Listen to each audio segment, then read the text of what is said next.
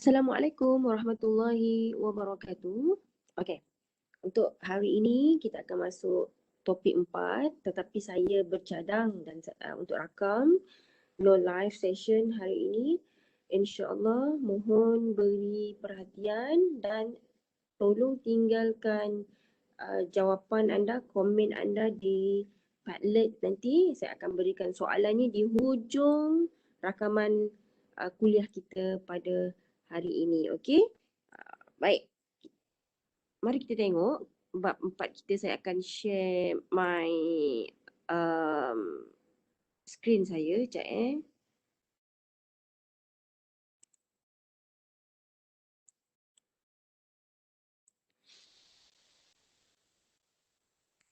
Saya tak buat live hari ni sebabnya anak-anak saya masih lagi bercuti. Sekarang kalau saya buat live pukul 11 nanti, hara anak-anak saya dah bangun. Okey, tajuk ini sebenarnya agak berat. Cuma saya tidak mahu masuk terlalu mendalam dan kita akan lihat secara surface sajalah ya. So hopefully minggu depan kita boleh buat kelas ya. Hari Ahad minggu depan kita boleh buat kelas. Saya akan record dan tanya anda sekiranya ada yang tidak jelas, yang tidak faham ya. Alright. Mari, hari ini bab 4 kita akan belajar agama sebagai asas pandangan alam dan akhlak. Okay. Sebelum tu saya nak mengajak anda tengok alert. Okey, mari kita tengok silibus. Ya Allah, diorang ni silibus kita. Okey. Minggu lepas kita dah belajar berkaitan dengan elemen-elemen teras dalam peradaban Islam ya. Hari ini kita akan akhlak dalam peradaban Islam. Bagaimana akhlak dalam peradaban Islam? Jadi kita akan lihat isu-isu yang berkaitan dengan salah faham agama ni, ekstremisme, pluralism, transcendent unity of religion. Ya, ini dia ada kaitan juga dengan teori, dengan akhlak dalam beragama. Kenapa pentingnya you all kena belajar? Okey, kadang-kadang saya tahu anda semua ni dalam student business, jangan kata saya tak ada kaitan dengan benda ni. Ada kaitan, ada significance dia. Because nanti you all akan masuk ke satu alam pekerjaan yang you all akan berhadapan dengan orang-orang yang pelbagai. Ya. Dalam Muslim sendiri, dalam kalangan Muslim sendiri pun dah ada macam-macam fikrah.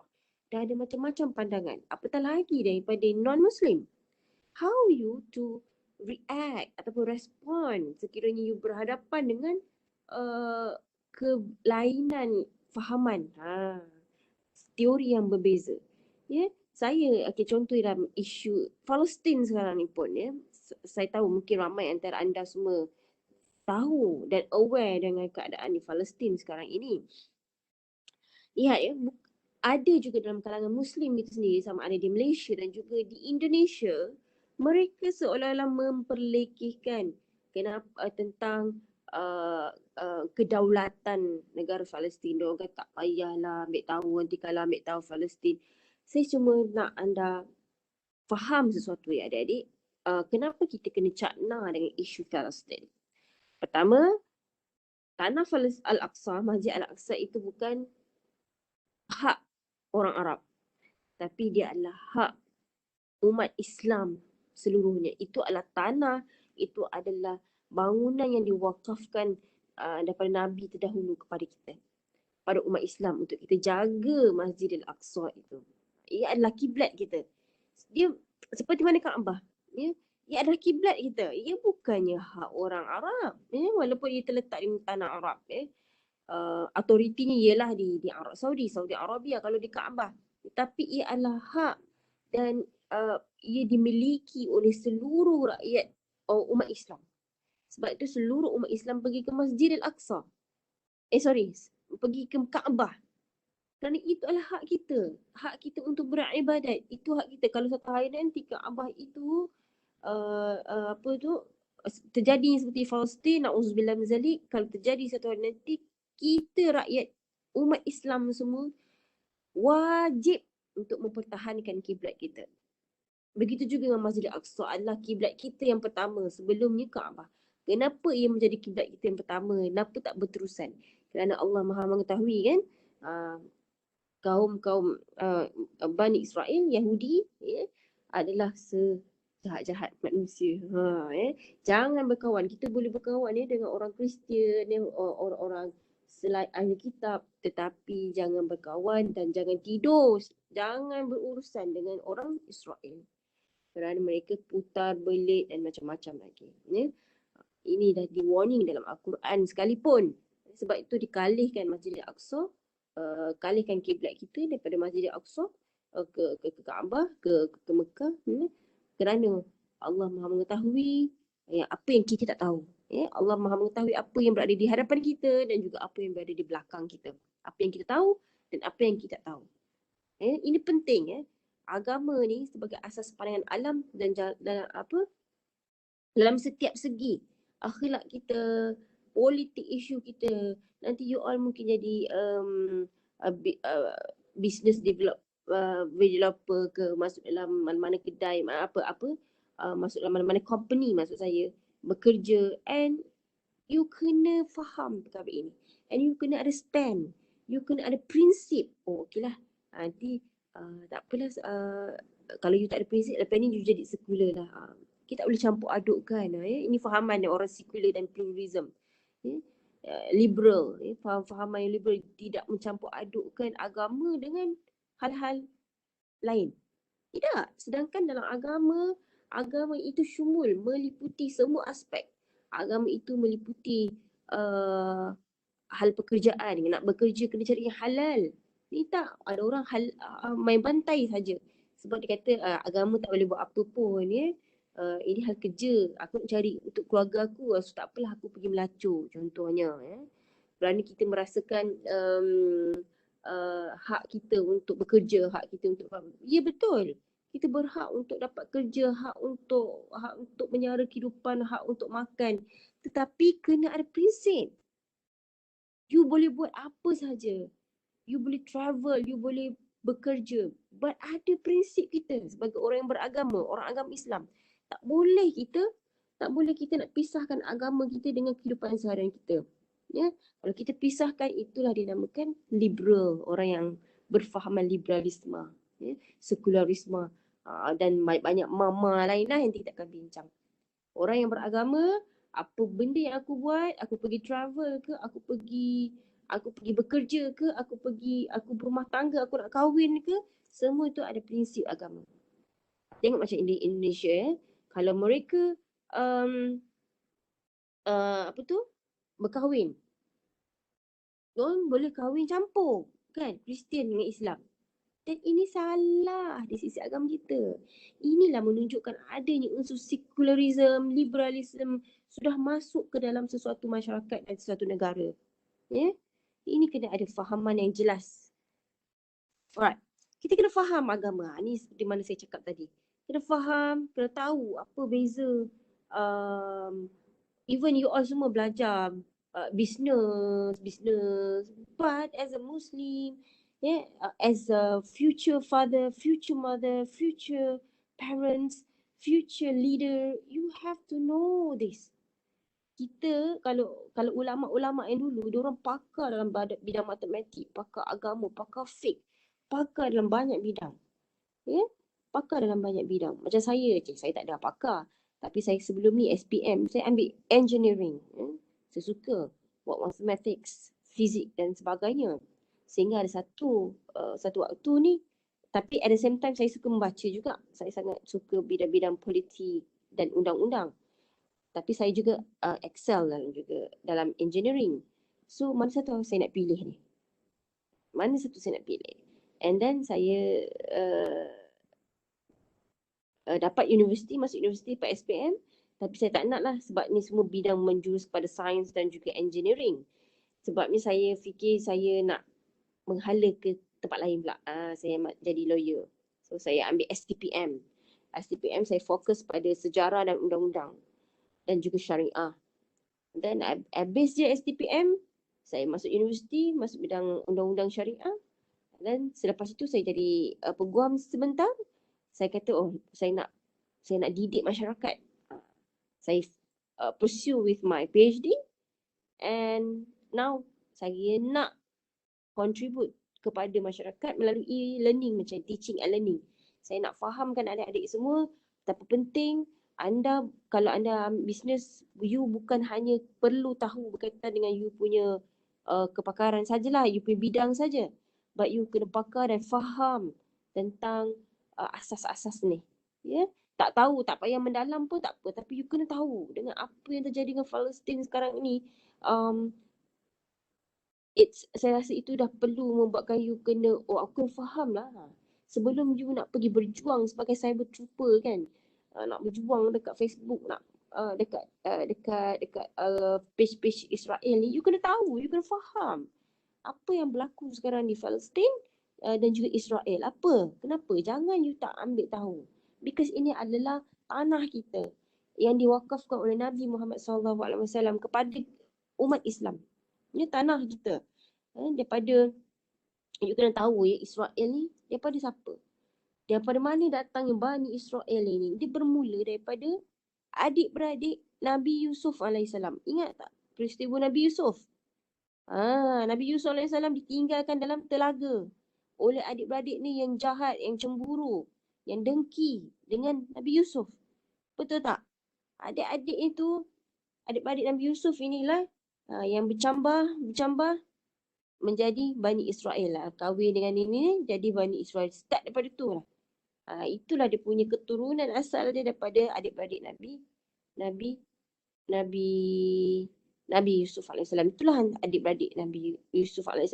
Bermula itulah Bani Israel Yahudi. Jahat tak jahat? Sangat licik. Dia akan tinggalkan Yusuf AS dekat dalam perigi, dan dia kembali kepada bapa dia Nabi Yaqub. Dia kata adik dia kena makan dengan serigala dan sebagainya lah kan. Tunjuk bukti baju yang berdarah dan sebagainya, sedangkan dia menipu. Begitu juga yang berlaku sekarang ini. Perjanjian perjanjian negara Israel yang berlaku di Sheikh Jarrah, dokumentasi rumah ni kan, yang diorang tengah halau umat Palestin dekat Sheikh Jarrah dekat Israel ni. Dia nak keluarkan daripada Sheikh Jarrah kerana diorang mengatakan tanah ini adalah tanah Israel. Diorang tunjukkan dokumentasi semuanya tu. Dari sudut dokumen memang Israel licik lah, yang membuatkan Islam tertindas. This is you have to know. Jangan ambil mudah, jangan ambil tahu. Esok lusa negara kita pula akan terjadi, na'udzubillah min zalik. Kalau anda semua tidak mengambil tahu, tergadailah juga negara kita. Baik. Pelbagai isu yang melibatkan agama ini kalau faktor luaran. Faktor luaran ni apa? Etisma, humanisme, sekular. Humanisme sekular ni macam human right ni lah, macam-macam ideologi yang masuk. Kita kena tuntut human right kita, walaupun sebenarnya LGBT apa semua tu itu humanisme, hak-hak kemanusiaan yang sekular yang tidak langsung bertepatan dengan agama Islam. Liberalisasi agama, penisbian agama dan nilai-nilai akhlak. Liberal ni main campur aduk je segala fahamannya, tak ikut prinsip agama Islam yang sebetulnya. Dekonstruksi dan hermeneutika sumber agama, pluralisme dan kesatuan agama. Main campur je agama, plural kan? Plural, banyak. Dalam satu agama dicampur-campur semua. Itulah macam kahwin campur. Kahwin Islam dengan Kristian. Itu pluralisme tu. Mencampur adukkan. Okay, ni isu dalaman pula. Isu dalaman ni macam-macam hal pula Jumud. Terlalu jumud sangat. Terlalu follow je agama, sedangkan banyak sekali perbahasan-perbahasan yang contemporary yang lebih bersesuaian dengan keadaan semasa, yang lebih terbuka dan sebagainya, supaya kita tidak terlalu radikal. Tidak dikatakan radikal yang totok. Kalau orang Jawa kata totok, dia skema sangat kan. Betul, kita kena ikut. Kita ada cara dia. Ada landasan agama, tetapi kita juga ada perbahasan daripada ulama contemporary yang bersesuaian dengan current situation kita. Tetapi current situation, perbahasan terkini tu kita kena tahu dan jelas prinsip itu tidak lari daripada agama Islam. Kenapa? Kalau kita terlalu open sangat, terlalu contemporary sangat, kita takut adanya pluralisme, adanya anasir-anasir luar. Ya, yeah? Alright. Penekanan, agama politik, political Islam, ya, ajaran sesat. Ini isu dalaman. Macam-macam ya ajaran sesat. Ni ada baru-baru ni saya baca. Um, dia kaji banyak agama. Uh, semua agama dikaji. And then dia nak campurkan agama. Jadi satu agama yang baru. Campurkan Kristian dan campurkan agama Islam. Jadi agama apa ya, tak saya pun lupa. Tapi dia campurkan Kristian dengan Islam. Sebab dia nampak Kristian dengan Islam ni macam sama je. Kan? So dicampurkan. Sama sebenarnya memang pun. Asal Kristian je pun daripada Nabi kita juga. Betul tak? Nabi kita yang terdahulu juga. And then, lepas tu, tetapi telah banyak diselewengkan. Itu yang menyebabkan adanya Kristian, kan? Begitu. Asalnya memang asal daripada agama Samawi, iaitu agama kita, Islam. Memang asal daripada Nabi kita, kan? Jadi bila diputar-putar belitkan, jadi Kristian. Begitulah, Ni you all kena tahu. Penting kena tahu. Sebab kadang-kadang bab-bab agama ni, kalau kita tak faham betul-betul agama, kita sama ada kita akan menjadi, kalau sama ada kita akan tersesat ataupun kita akan, orang kata, tak ada pegangan langsung. That's why you kena faham and then ambil wasatiyah. Sebelum ni kan kita belajar elemen-elemen dalam agama Islam, apply kan. Belajar, okay, you faham and then you ambil pendekatan wasatiyah, bersederhana. Jangan tinggalkan semua. Dan juga jangan langsung terlalu radikal, terlalu jumud. Tak nak jumud ni maksudnya terlalu berpegang sangat tanpa you considerkan hal-hal current issue. You kena considerkan sebab you kena berpijak di bumi yang nyata. Ya, tetapi jangan tinggalkan langsung pegangan agama yang asal. Ya, yang dalam Al-Quran dan As-Sunnah jangan ditinggalkan. Ya. Tapi jangan langsung tak buat langsung macam tu. Tapi tu kat sini lah elemen wasatiyah yang kita belajar sebelum ni. Kesederhanaan. Bersederhana. Jangan tak buat langsung, janganlah terlebih buat pun. Macam tu. Macam kita masak juga kan. Kena secukup rasa. Kalau terlebih sangat garam, masin. Betul? Kalau kurang garam, tawar. Faham tak? So kena sederhana. Secukup rasa. Macam tu juga dalam kita beramal dalam agama kita. Jangan terlebih sangat. Terlebih kita panggil terlalu jumud. Jangan kurang sangat. Kurang nanti kita panggil langsung panggil sekular, liberal lah. Macam tu lah. Bila terlalu kurang, ia akan memudahkan kemasukan anasir-anasir luar. Anak saya nak bangun, nampak? Okay. Kekeliruan makna agama di barat. Ni boleh baca. Saya akan bagi slide jugalah. Penyelewengan institusi agama. Banyak sekali dah penyelewengan, pendakwaan, kuasa mutlak. Kadang-kadang agak orang Islam sendiri yang menyeleweng institusi agama. Ini institusi agama di barat, agama di barat, sama ada Kristian, agama Buddhis, penyiksaan terhadap kelompok lain ni. Dia nak menjajah, macam mana Melaka dijajah, bawa sekali agama, betul tak? Bawa sekali agama, and then dia menyiksa orang, paksa. Sedangkan dalam Islam, la ikraha fiddin, itu dalam Islam. Kita juga menjajah masa zaman Khalid al-Walid,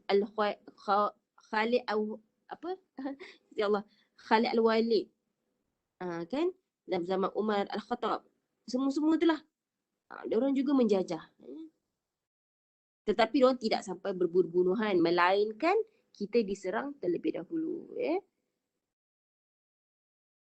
Seterusnya, penyelewengan institusi agama.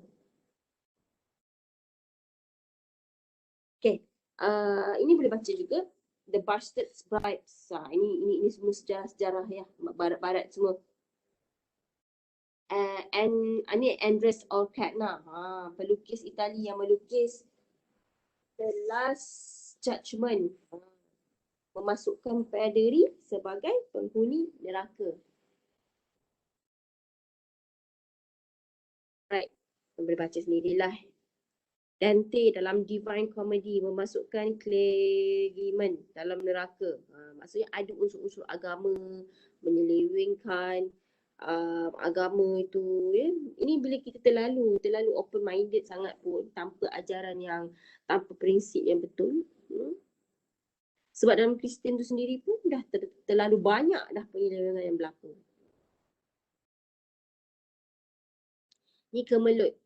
Kemelut keaslian Bible. Bible yang asal kalau betul-betul orang ikut ke Bible yang asal, ia memang mirip Islam. Islam lah asalnya, sebab itu pun daripada Nabi kita kan. Nabi Isa alaihi salam. Ya, kalau yang asal, tapi telah banyak diselewengkan. Ya. Sekularisasi ke atas agama Kristian. Agama Kristian pun ada sekular. Krisis penolakan agama dan gereja oleh golongan ahli falsafah, saintis, ahli teologi, novelis, sastrawan dan artis antara abad ke-17 dan ke-19. Kemunculan Renaissance dan Enlightenment, penuhanan akal dan kemajuan sains dan teknologi. Okey, kemuncaknya ialah pengisytiharan Frederick, saya tak tahu sebutannya ni, God is Dead. Ini dia punya headline dia. Fahaman yang dibawakan. God is Dead. Kedatangan zaman baru yang melihat proses the emancipation of the world from God and religion. See? Waktu inilah bermulanya perlawanan terbesar. God is dead, God remains dead, and we have killed him.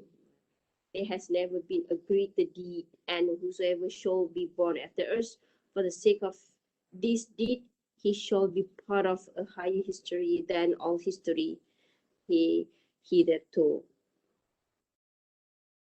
Okay. Kelahiran kelompok Protestan yang bersedia untuk berubah mengikut zaman, menjustifikasi sekularisasi menggunakan Bible. Banyak dalam Kristian sendiri pun dah banyak penyelewengan. Instead of converting the world to the Christianity, they are converting Christianity to the world. Kesan sekularisasi terhadap agama ini bukan sahaja dalam Kristian, dalam agama kita sekali. Agama sebagai pengalaman sahaja. Subjective experience. Agama menjadi sebahagian dari hasil pengeluaran budaya. Agama dianggap sebagai sebahagian dari suasana masyarakat. Nilai-nilai agama terbuka kepada perubahan. Sedangkan kita punya nilai agama, basic kita is still Al-Quran. Kita maksudnya dalam satu kaedah agama fiqh kita, al-adalah al-muhakkamah. Kita boleh menggunakan, mengadaptasikan adat kita, adat dan juga budaya kita, tetapi mesti berlandaskan kepada agama kita. Maksudnya budaya tu kena adaptasi dengan agama. Budaya tu kena adaptasi agama. Selagi mana tidak bertentangan dengan agama, boleh amalkan. Contohnya budaya yang berbeza-beza kan. Kat setiap negara, contohnya Malaysia ni, budaya dia pakai baju India contohnya, sebab kita ada pelbagai agama. Kita pakai sari, kita pakai cheongsam, kita pakai baju Iban ke apa. Boleh pakai belaka. Tapi mesti menutup aurat. Itu prinsip dia. Tetapi mesti menutup aurat.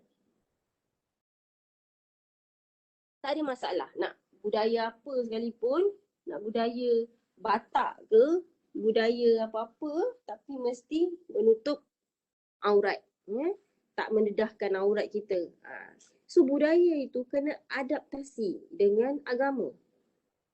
Akan datang nanti pun macam-macam lah, mungkin design pakaian, trend akan datang. Semua itu kena beradaptasi dengan agama. Agama kita kena bawa sehingga ke akhir hayat kita, yang mana agama ini yang akan menjadi panduan hidup kita. Bayangkan kalau dunia kita tanpa rules. Agama ni macam rules lah, undang-undang ataupun prinsip, guideline. Kalau bayangkan, kalau negara kita ini tiada undang-undang. Orang boleh menembak suka hati, orang boleh berbunuh suka hati. Awak rasa apa akan jadi? Malapetaka lah kita punya dunia kita ini. Boleh merompak sokmo. Tengok kalau di Amerika Syarikat, mereka boleh memiliki senapang, pistol. Boleh memiliki pistol lah. Awak rasa ia memberi kesan yang positif ataupun negatif? Kalau di Malaysia tak boleh lah, melainkan orang-orang yang tertentu. Ini public, kalau di Amerika public, rakyat awam pun boleh memiliki senjata api. Banyak sekali jenayah-jenayah pembunuhan yang berlaku di Amerika Syarikat. See? Ini pentingnya rules. So that kita sebagai orang Islam, ada rules kita, ada panduan kita, iaitu agama kita. Kita jangan minum arak. Kenapa agama kata jangan minum arak? Mesti ada signifikan dia. Mesti ada justifikasi kepada undang-undang tersebut. Okay? So, tetapi sekularisasi yang berlaku, penyelewengan yang banyak masuk, fahaman luar, ia telah memberikan perubahan kepada persoalan budaya ini. Sorry. Okay, agama hanya layak kepada ruang dalaman dan tersendiri sahaja. Maksudnya untuk orang orang private sahaja. Salah satu penyelewengan. Sorry. Hakikatnya dalam agama Islam kita. Ini perfasa al-atas. Mengambil kira masalah sebenar sebagai latar belakang. Ya, kita kena tahu apa masalah sebenar. Okay, pendekatan semantiknya adalah ad-din. Approach kita, everything approach kita mestilah dengan agama. Tetapi kita tengok juga apa isu dia. Kalau berkaitan dengan vaksin, kalau berkaitan dengan sakit-sakit dan sebagainya, perubatan kita kena berjumpa juga dengan orang yang ahli, yang pakar. Kena jumpa doktor, janganlah pergi jumpa ustaz.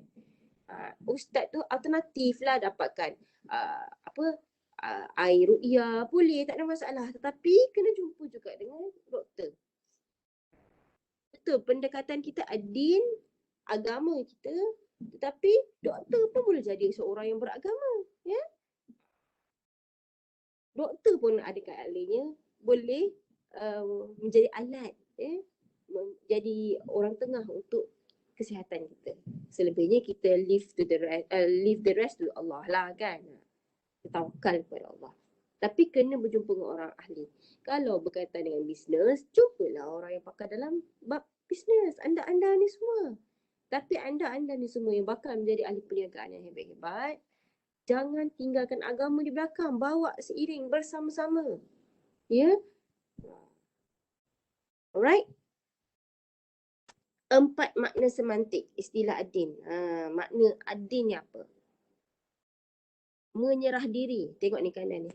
Menyerah diri, puasa dan hukuman. Kita menyerah diri kepada Allah Subhanahu Wa Taala. Kita tahu kita hamba. Ini very konsep yang sangat asas. Puasa dan hukuman kita semua pada Allah. Kecenderungan tabiatnya kita dan keberhutangan kita kepada Allah. Kita akan tengok sikit. Okay, makna satu keberhutangan. Hakikat hutangnya, ini makna semantik dia, makna yang asas dia. Asal-asalnya adin ni berasal pada perkataan dal, alif nun, dan. Dan ni maksudnya hutang. Sesuatu yang mengikat kita. Huwa kullu syai'in ghair khadir. Sesuatu yang mengikat kita. Bukan milik kita. Pemberian yang harus dipulangkan. Hutang kan? Kalau kita pinjam, kita kena pulang balik. Allah anak ni. Bila kita meminjam, kita kena pulang balik. Kita kena ada rasa rendah diri. Ini jangan orang yang berhutang pula yang kena merendah diri. Orang yang memberi hutang, dialah yang nak kena minta hutang. Boleh bayar duit saya. Ini macam dia pula berhutang, nak menagih simpati orang kan bayar hutang. Sepatutnya orang yang berhutang ni, pemiutang ni, kena ada rasa rendah diri. Aku dah pinjam duit, okey aku pulangkan balik. Rasa malu. Rasa malu. Ini orang yang bagi hutang yang asyik tak nak minta. Ini pula yang nak kena kepal kemudian minta hutang. Okay? betul, itu maksud asalnya. Hutang diri dan kewujudan kita. Ini asal. So adin tu maksudnya hutang sebenarnya. Berhutang.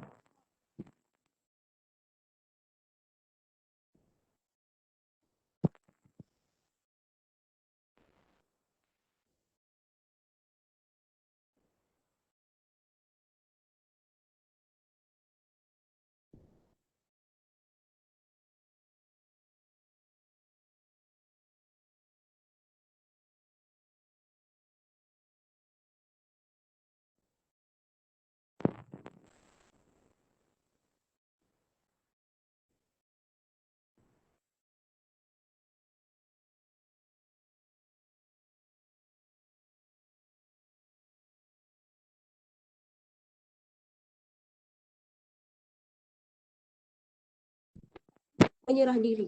Tak, sekejap. Yang pertama tadi, sorry, berhutangan. Betul lah. Yang kedua, menyerah diri kepada Allah. Ketiga, sorry, kedua. Okay, ini boleh baca sendirilah. Ya. Nanti saya akan bagi slide. Okay. Kekeliruan berkaitan dengan penyerahan diri. Okay. Bagaimana sebenarnya menyerah diri yang sebetul? Okay, jangan kita serah diri kita.